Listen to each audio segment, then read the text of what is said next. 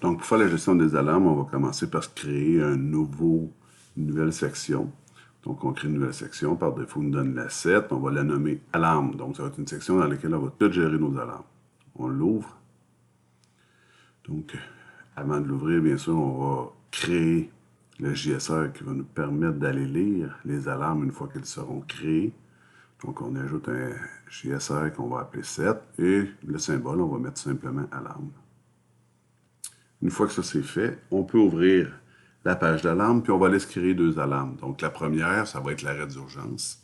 Donc, on va mettre un contact normalement fermé de l'arrêt d'urgence pour que, mais qu'on appuie dessus, que ça génère une alarme. Et on va aller sélectionner un endroit, un espace mémoire qui n'est pas utilisé.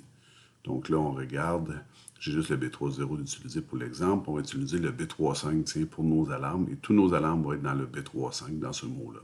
Le premier, AL0 underscore arrêt d'urgence. Puis on met notre description comme de quoi que c'est l'arrêt d'urgence qui a été appuyé.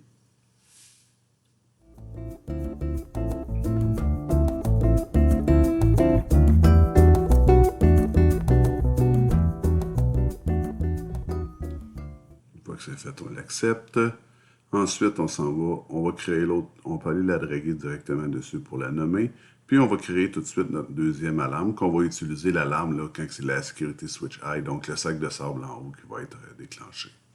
Donc on met la description le plus précisément possible pour donner la chance à celui qui arrive sur le programme de bien comprendre.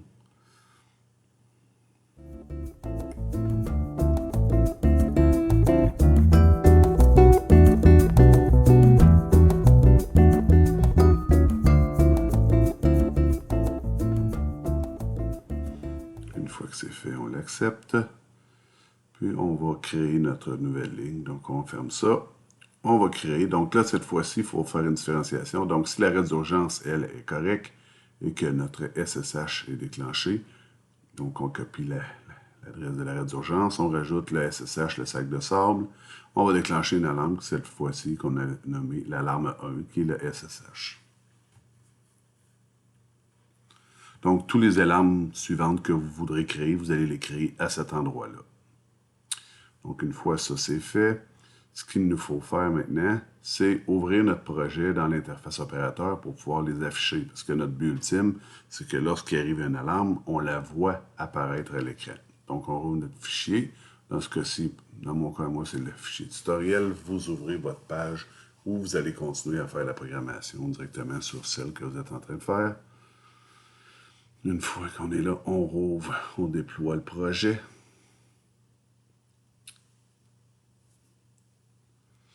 Là, on rouvre la page de Vérin.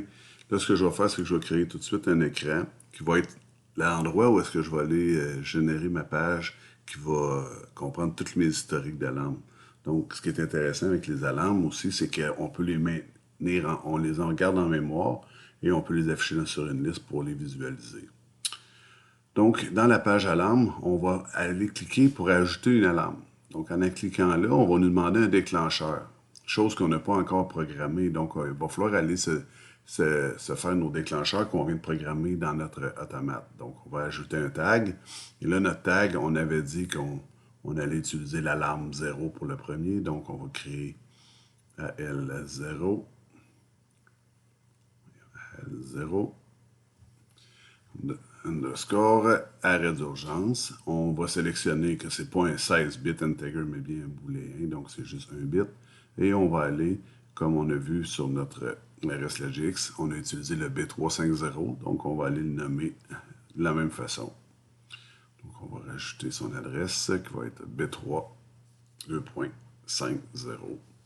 Et on va sélectionner le contrôleur qui est le PLC1. On peut mettre une description si l'on veut, mais c'est pas tant nécessaire, c'est quand même assez clair. Si on veut, on l'ajoute. C'est toujours préférable de le faire. Ensuite, on ajoute notre deuxième tag, notre deuxième déclencheur, qui va être quand l'alarme 1 va être déclenchée, soit le SSH. On sélectionne encore une fois le booléen. On ajoute l'adresse qui est la suivante, le B3 2.5/1 PLC. Une fois que ça c'est fait, c'est pas plus compliqué que ça. En fait, nos alarmes, ils vont être fonctionnels et ils vont s'afficher automatiquement. Il faut juste aller chercher le déclencheur maintenant. Donc, on utilise le AL0 et on va aller écrire le message à cet endroit-là. Il est préférable d'ajouter la date. Donc, on prend le format court ou long, mais selon votre préférence. Quelques espaces, après ça, on rajoute l'heure. Comme ça, bien, toute la date et le temps va être affiché. Et ensuite, on écrit le texte qu'on veut qu'il soit affiché lorsque l'alarme d'arrêt d'urgence sera déclenchée. Donc, dans ce cas-ci, arrêt d'urgence appuyé, c'est assez, ça dit ce que ça a à dire. Parfait. Ensuite, on rajoute la deuxième alarme. La deuxième alarme, c'est l'interrupteur de niveau, de haut niveau. Donc, on va aller sélectionner qu'est-ce qui va le déclencher. Et cette fois-ci, encore une fois, on met la date, quelques espaces, l'heure, format, quelques espaces. Et là, on met le texte qui va expliquer ce qui s'est produit. Puis dans le cas de la sécurité Switch Eye, c'est quand même intéressant de mettre la raison de ce qui s'est produit, mais aussi qu'est-ce qu'on doit faire pour pouvoir régulariser la situation. Parce que si on s'est rendu au sac de sable, c'est pas une bonne nouvelle. Donc, on doit forcer des sorties ou on peut les programmer. Mais dans ce cas-ci, on va juste dire que ce qui s'est produit, c'est que l'interrupteur de sécurité, qui est la slack rope, a été atteinte.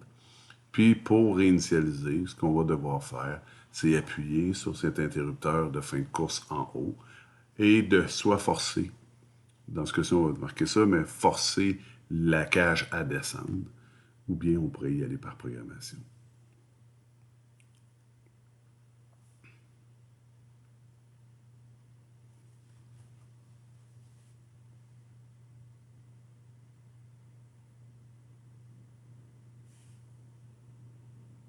C'est fait, on l'accepte. Et là, c'est vrai que tout est fait. Quand il y aura une alarme, la bannière va s'afficher, peu importe quel écran sera utilisé.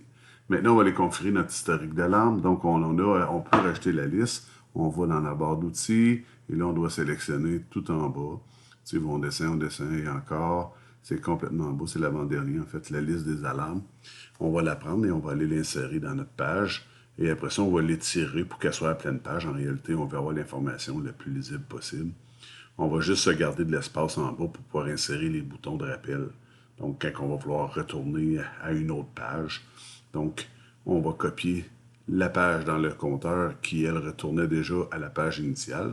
On la copie et on s'en va dans notre page qu'on vient de créer. On vient la coller.